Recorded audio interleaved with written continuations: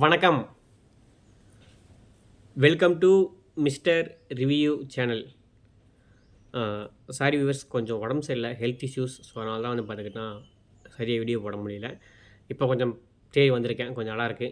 ஃபீவர்லாம் குறைஞ்சி, கோல்டெலாம் குறைஞ்சி கொஞ்சம் நல்லாயிருக்கு. ஸோ கொஞ்சம் நல்லானதுக்கப்புறம் தான் பார்த்தா வீடியோ போட ஆரம்பிச்சிருக்கேன். நான் பார்த்த படங்கள் இன்றைக்கி பார்க்க போகிறது கிடையாது. நம்ம இன்றைக்கி பார்க்க போகிறது தமிழ் சினிமா செய்திகள். தமிழ் சினிமா செய்திகளில் நம்ம பார்க்கக்கூடிய ஃபஸ்ட் நியூஸ் பார்த்துக்கிட்டா உங்களுக்கே தெரியும். லோகேஷ் கனகராஜ் அவர்களோட கதையில் நம்ம ராகவா லாரன்ஸ் பார்த்துக்கிட்டா நடிச்சுக்கிட்டு இருக்க படம் பென்ஸு. இந்த படத்தில் பார்த்துக்கிட்டா இப்போ ரீசெண்டாக தான் பார்த்துக்கிட்டா நிவின் பாலி பார்த்துக்கிட்டா வில்லனாக கமிட்மெண்ட் ஆகிருக்கா. அப்படி நிவின் பாலி இருக்கா. அப்படி ப்ளஸ் பார்த்துக்கிட்டா அசோக் செல்வனும் இருக்கா. அப்படி இந்த மாதிரி ஏகப்பட்ட ஹீரோஸ் பார்த்துக்கிட்டா இருந்தாலும் ஏன் பார்த்துக்கிட்டா இப்போ அசோக் செல்வன் பார்த்துக்கிட்டா நல்ல நல்ல கதையெல்லாம் பார்த்தா தேர்ந்து நடிச்சிக்கிட்டு இருக்கா. அப்படி அவர் பார்த்து இந்த படத்தில் ஏன் பார்த்துக்கிட்டா நடிச்சிக்கிட்டு இருக்கா அப்படி அப்படின்னு கேட்டால், அந்த படத்துக்கு அவருக்கு உண்டான இது பார்த்துக்கிட்டா கதையோட இதுங்கும்போது பார்த்தா அவரோட ரோல் பார்த்தா படத்தை பார்த்தா மிகவும் பேசக்கூடிய ஒரு பலமாக இருக்கும். இவரும் பார்த்தா ஒரு செகண்ட் ஹீரோ மாதிரி தான் இருக்கும். அப்படிங்கிறனால பார்த்தீங்கன்னா அந்த படத்தில் பார்த்துக்கிட்டா அவர் நடிக்க ஒத்துக்கிட்டதாகவே பார்த்துக்கிட்டா ஒரு தகவல். அவரோட ரோல் பார்த்தா ஸ்ட்ராங்கான ரோல் அப்படிங்கிறனால தான் அவர் பார்த்து இந்த படத்தில் நான் நடிக்க ஒத்துக்கிட்டேன் அப்படின்னு அஃபிஷியலாக சொல்லியிருக்கா. அப்படி சொன்ன மாதிரியே பார்த்தா அவர் ரோல் பார்த்துக்கிட்டா ஸ்ட்ராங்காக இருக்குமா அப்படிங்கிறது படம் வந்தால் நமக்கு தெரியும். என்ன நடக்க போகுது அப்படிங்கிறத நம்ம அடுத்தது பார்ப்போம். உங்களுக்கே தெரியும், தக் லைஃப் படம் எதிர்பார்த்த அளவுக்கு பார்த்தா படம் போகலை. எதிர்பார்த்த அளவுக்கு பார்த்தா படம் போகலைனாலும் கமல் பார்த்துக்கிட்டா அவரோட அடுத்த கட்ட வேலையை பார்த்தா ஆரம்பிக்காமல் இல்லை. அடுத்த படம் பார்த்துக்கிட்டா அன்பறிவு மாஸ்டர் கூட பார்த்தா பண்ணுறாரு பார்த்தீங்களா. அந்த படத்துக்கான டிஸ்கஷனில் உட்காந்து என்னென்ன பண்ணலாம், ஏது பண்ணலாம் அப்படிங்கிற மாதிரி பிளான் பண்ணி ஆகஸ்ட் மாதம் பார்த்துக்கிட்டா படத்துக்கு பார்த்துக்கிட்டா ஷூட்டிங் போயிடலாம் அப்படிங்கிற அளவுக்கு பார்த்தா ரெடி பண்ணிட்டாங்க. அதுக்கான ப்ரீ ப்ரொமோஷன் ஒர்க்கில் பார்த்துக்கிட்டா இப்போ அவங்க இறங்கியிருக்கிறதாகவும் கதையில் பார்த்தா இந்தந்த மாதிரி பண்ணலாம், இந்தந்த இதெல்லாம் பண்ணலாம் அப்படின்ட்டு பிளான் பண்ணி டிஸ்கஷனில் இருக்கிறதாகவும் ஆகஸ்ட் மாதம் ஷூட்டிங் போயிடலாம் அப்படிங்கிற அளவுக்கு பார்த்தா பிளான் பண்ணியிருக்காங்க. அதே மாதிரி சூப்பர் ஸ்டார் ரஜினிகாந்தும் பார்த்துக்கிட்டா இப்போ கூலி படத்தை முடிச்சுட்டு ஜெயிலர் 2 பார்த்துக்கிட்டா மும்முரமாக இருக்கா. அப்படி அவர் என்ன தான் ஜெயிலர் 2 இருந்தாலும் ஆகஸ்ட் மாதம் 14ஆம் தேதி வர கூலி படத்தில் பார்த்தீங்கன்னா அவர் மிகப்பெரிய ஒரு நோக்கிக்கிட்டு இருக்கா. அப்படி மிகப்பெரிய ஆவலோட காத்திருக்கா. அப்படி ஏன்னா அந்த படம் பார்த்துக்கிட்டா ரொம்ப நாளுக்கு அப்புறம் வந்தாலும் ஜெயிலருக்கு அப்புறம் ஒரு மிகப்பெரிய ஹிட்டு கொடுத்தாகணும் அப்படிங்கிறதுல மிகவும் தீவிரமாக இருக்கார் நம்ம ரஜினிகாந்த் சார். அதனால் இந்த படத்தில் நம்ம எப்படியாவது பார்த்துக்கிட்டா ஒரு மிகப்பெரிய ஹிட்டை கொடுத்துட்டு ரொம்ப பார்த்துக்கிட்டா அவரோட போக்கில் இயக்குனர் லோகேஷ் கனகராஜோட போக்கு விட்டுருக்கா. அப்படி உங்களுக்கே தெரியும், நம்ம சத்யராஜ் சாரும் சூப்பர் ஸ்டார் சாரும் ரஜினிகாந்தும் ரொம்ப நாளாக பார்த்தா படமே நடிக்கலை. ஏன்னு கேட்டால் அது ஒரு சின்ன பிரச்சனைனால நடிக்காமல் விட்டுருந்தாங்க. ரொம்ப நாளுக்கு அப்புறம் அவங்க 2 பேர் இந்த படத்தில் நடிச்சிருந்தாலும் சத்யராஜுக்கான கேரக்டர் எங்கேயுமே குறைஞ்சிடக்கூடாது, வீட்டுக்கு குறைஞ்சிடக்கூடாது அப்படிங்கிறதுல ரொம்ப ரொம்ப பார்த்துக்கிட்டா ஸ்ட்ராங்காக இருந்திருக்காங்க.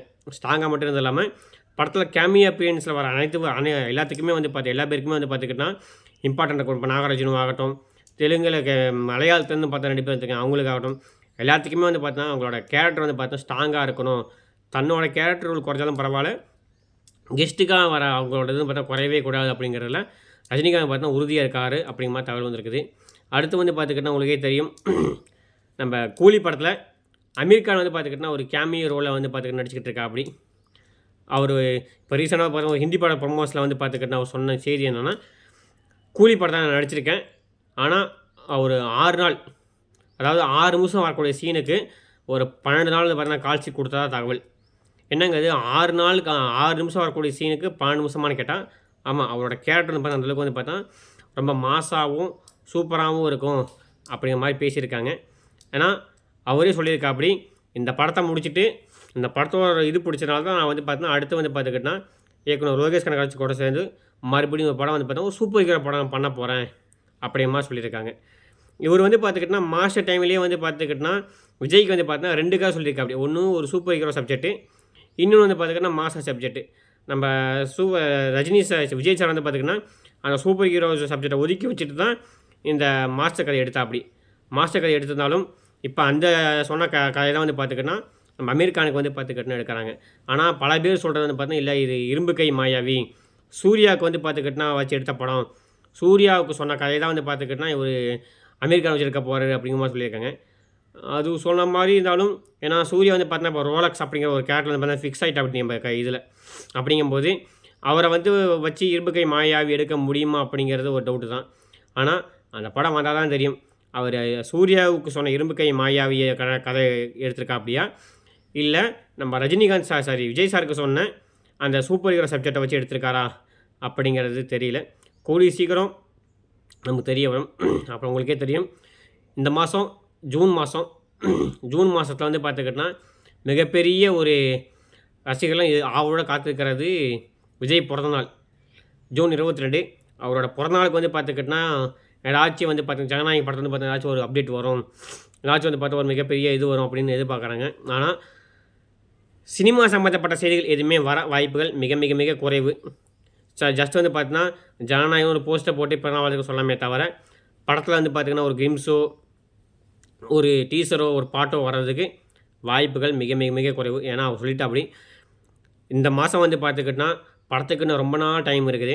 இப்போயே வந்து பார்த்துக்கிட்டோன்னா விட்டோம்னா எதிர்பார்ப்பு குறைஞ்சி போயிடும். அதனால் இப்போதைக்கு எது வேணாம் அப்படிங்கிற மாதிரி தகவல் சொல்லியிருக்காங்க. உங்களுக்கே தெரியும் 21 வந்து பார்த்துக்கிட்டோன்னா இயக்குனர் நெல்சனுக்கு வந்து பார்த்துக்கிட்டோன்னா பிறந்தநாள் வருது.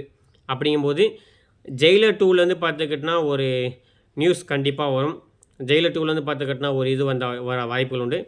அதே மாதிரி 20ஆம் தேதிக்கும் வந்து பார்த்துக்கிட்டோன்னா ஒரு இயக்குனருக்கு பிறந்தநாள் ஆர்ஜே பாலாஜி. அதனால் இப்போ அவர் சூர்யா கூட சேர்ந்து நடிச்சுக்கிட்டு இருக்க படம் வந்து பார்த்திங்கன்னா வேட்டை கருப்பு. அந்த படத்தோட டீசர் வர வாய்ப்பு அதிகமாக இருக்குது அப்படின்னு சொல்லியிருக்காங்க. நம்ம சொல்லியிருக்கோம் பல செய்தியில் சொல்லியிருக்கோம் படத்தோட பேர் வந்து பார்த்தீங்கன்னா வேட்டை கருப்பு அப்படின்ட்டு. ஆனால் அவர் ஆர்ஜே பாலாஜி அந்த படத்துலேருந்து வேட்டையை தூக்கிட்டு வெறும் கருப்புன்னு மட்டும் பேர் வச்சுருக்கிறதா ஒரு தகவல். அது என்னங்கிறது நமக்கு இன்னும் ஒரு 5 நாள் தெரிய ஆரம்பிச்சோம். 4 நாள் தெரிஞ்சிடும் உங்களுக்கு.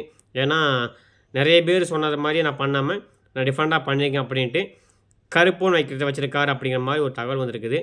கூடிய சீக்கிரம் நமக்கு தெரிய வரும். என்னடா அது வேட்டை கருப்பே நல்ல பேராக தான் இருக்குது அப்படிங்கும்போது நீங்கள் சொன்னாதான் நான் பண்ணணும் அப்படிங்கிற மாதிரி சொல்லியிருக்கா. அப்படி படத்தோட கதை வந்து பார்த்துக்கிட்டோன்னா நயன்தாராக்கு எழுதின கதை. அதை வந்து பார்த்துக்கிட்டோன்னா கொஞ்சம் ஆல்ட்ரு பண்ணி சூர்யாக்காண்டி மாற்றிருக்கா. அப்படி என்ன கதைன்னு அரசியல் புதுசில் காதில் கேள்விப்பட்ட நியூஸ் என்னன்னா சமகாலத்தில் வாழ்ந்துக்கிட்டு இருக்க ஒரு கடவுள் வந்து பார்த்துக்கிட்டா ஒரு வக்கீலாக தோன்றி களை எடுக்கிறதா மாதிரி ஒரு கதையாமா. ஆனால் இந்த காலகட்டத்தில் அப்படி நடக்குமா அப்படிங்கிறது டவுட்டு தான். மூக்குத்தி அம்மனை வச்சே வந்து பார்த்துக்கிட்டோன்னா எடுத்த மாதிரி தான் தெரியுது. அது இந்த காலத்துக்கு ஒட்டாகுமா அப்படிங்கிறது இல்லை. ஆனால் சிங்கம்க்கு அப்புறம் இந்த படத்தில் சூர்யாவுக்கு வந்து பார்த்தோன்னா நிறைய மாஸ் சீன்ஸ் இருக்குது. ஏகப்பட்ட மாஸ் சீன்ஸ் வந்து பார்த்துக்கிட்டோன்னா இந்த படத்தில் இருக்கும் அப்படிங்கிற மாதிரி நம்ம தகவல் வந்துருக்குது. மசாலா கலந்த படமாக தான் உருவாக்கியிருக்கா அப்படின்னு நம்ம இயக்குனர் ஆர்ஜே பாலாஜி. பார்ப்போம் எந்த மாதிரி குக் பண்ணியிருக்கார் அப்படிங்கிறத கூடி சீக்கிரம் தெரியும். அப்புறம் உங்களுக்கே தெரியும் இயக்குனர் பார்த்திபன் புதுசாக தினசாக நிறைய புதுமையான முயற்சிகளை கடைபிடிக்கிற ஒரு ஆள். அவர் இப்போ அவரோட பையனை வந்து பார்த்துக்கிட்டோன்னா இயக்குனராக அறிமுகப்படுத்தியிருக்கா. அப்படி படத்துக்கான அறிவிப்புகள் பார்த்து சீக்கிரமாகவே வரும். அந்த படத்தை எனக்கும் வந்து பார்த்தா நடிக்கிறதுக்கு ஒரு வாய்ப்பு கேட்டிருக்கிறதா அஃபிஷியலாக வந்து பார்த்து சொல்லியிருக்கா. அப்படி ஒரு பார்த்திபனவே நம்ம வந்து பார்த்து சமாளிக்க முடியல. குட்டி பார்த்திபன் வராரு அப்படிங்கும்போது நிறையா நல்ல நல்ல கண்டன்களுக்குள்ள படங்கள் நம்ம எதிர்பார்க்கலாம். அவரும் வரணும். பார்த்திபன் சார் மாதிரியே வந்து பார்த்திங்கன்னா நிறையா புதுமையான முயற்சிகளை கையாண்டு நிறைய புதுமைகளை உள்ளே கொண்டாடணும் அப்படிங்கிறத நம்ம வாழ்த்துக்கள் சொல்லுவோம். உங்களுக்கு இந்த ரிவ்யூ பிடிச்சிருந்தா, அதாவது இந்த சினிமா செய்திகள் சம்மந்தப்பட்ட இது பிடிச்சிருந்தா மறக்காமல் நம்ம சேனல் சப்ஸ்கிரைப் பண்ணுங்கள். சப்ஸ்கிரைப் பண்ணால் மட்டும் பார்த்தாது பக்கத்தில் இருக்க பெல் ஐக்கானே கிளிக் பண்ணிங்க. 4 பேர்த்துக்கு நீங்கள் சேனல் ஷேர் பண்ணுங்கள். இந்த மாதிரி தமிழ் சினிமா செய்திகள் அல்லது தமிழ் படங்களோட ரிவ்யூ, பழைய படங்கள் புதிய படங்களோட ரிவ்யூ எனக்கு பார்க்க பிடிக்குங்கிறவங்களுக்கு சினிமா ரசிகர்களுக்கு நம்ம சேனலை நீங்கள் வந்து பார்த்தீங்கன்னா ஷேர் பண்ணுங்கள். நீங்கள் அளிக்கக்கூடிய லைக்கும் சப்ஸ்கிரைப்பும் முழு நேரம் வாட்சிங் டைமும் தான் எனக்கு வந்து பார்த்தீங்கன்னா மிகப்பெரிய ஒத்துழைப்பு அளிக்குமே தவிர மற்றபடி எதுவுமே அளிக்காது. அதனால் அனைவரும் சேனல் சப்ஸ்கிரைப் பண்ணிவிட்டு முழு வீடியோ பாருங்கள். மீண்டும் ஒரு தமிழ் சினிமா செய்திகளையோ அல்லது தமிழ் சினிமா திரை விமர்சனம் சந்திப்போம். அதுவரை நன்றி, வணக்கம், தேங்க்யூ.